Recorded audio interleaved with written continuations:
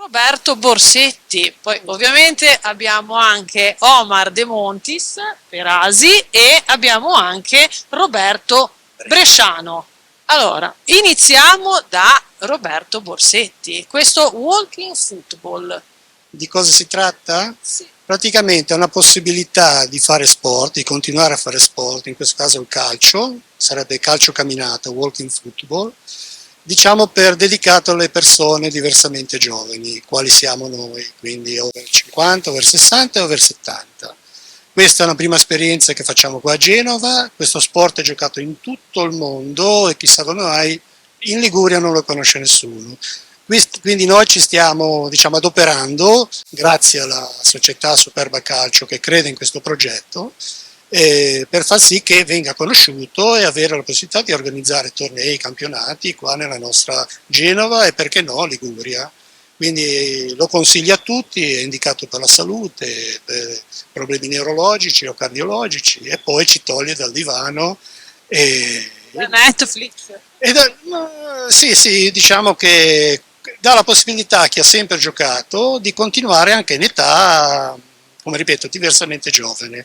Non voglio dire l'altro modo perché comunque mi sento ancora in grado di poter fare questo sport. E lo stesso per i miei compagni, e niente, siamo molto entusiasti di questo, ci crediamo, anzi invitiamo chiunque a venire anche a provare con noi la venerdì mattina, noi ci alleniamo. Quindi Ecco, gli orari, i giorni e i contatti. venerdì al campo del Lagaggio, quindi dell'impianto sportivo della Superba, dalle 10 alle 11:30 e poi chiaramente, che è una regola del calcio camminato, si va tutti a pranzo, il terzo tempo si fa tutti con le gambe sotto il tavolo e quindi Mangiare le specialità, giustamente, liguri. qualsiasi cosa, in questo caso liguri, però quando noi ci spostiamo andiamo fuori regione mangiamo specialità di altre regioni, quindi è interessante anche per quello, poi è molto conviviale perché con un buon ambiente non siamo più ragazzini, quindi badiamo solo a non farci male, anche perché questo sport lo permette, ha delle regole dedicate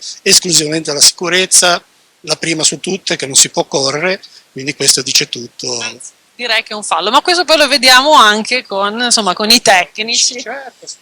Allora, noi abbiamo anche Roberto Bresciano che ha anche una voce da cronista sportivo, no? Modestamente, mi ritrovo con questa voce e ne sono orgogliosamente.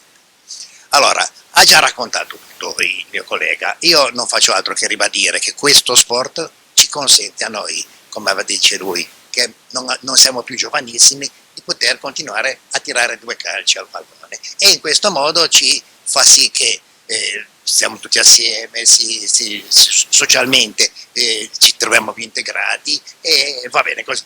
Quindi sport, salute, benessere, mangiare, convivialità. Esatto, tutto ciò che comincia a noi di una certa età a venire un po' meno e noi cerchiamo di 78 anni, vabbè, Però, complimenti. Quindi, Borsetti, il nostro prossimo ospite. Al nostro prossimo ospite in questo momento sta giocando comunque il signor Vito Gibin, che è il vicepresidente della Walking Football Italia, quindi appena avrà terminato la sua partita chiederemo a lui tutte le diciamo, notizie tecniche e cosa consiste il Walking Football Italia, che è un grandissimo movimento che sta crescendo giorno dopo giorno. Grazie.